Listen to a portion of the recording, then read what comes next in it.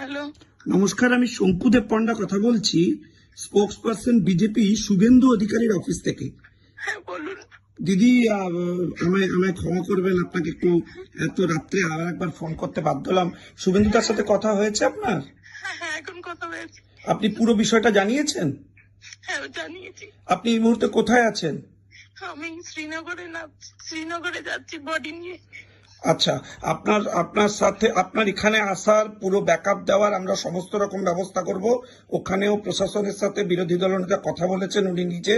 আপনি আমার এই নাম্বারটা সেভ করে রাখুন, আমরা এখানে নামবার পরেও পুরো ব্যবস্থা করব। ইমিডিয়েটলি আপনার কি সাহায্য চাই? স্যার, ইমিডিয়েটলি আমাকে কলকাতা ফিরতে হবে। হ্যাঁ, সেগুলো যা যা অ্যারেঞ্জমেন্ট করার গভর্নমেন্ট লেভেলেও আমরা কথা বলেছি, সেগুলো সমস্ত ব্যবস্থা আমরা করছি এবং কেন্দ্র সরকারের তরফ থেকেও করা হচ্ছে।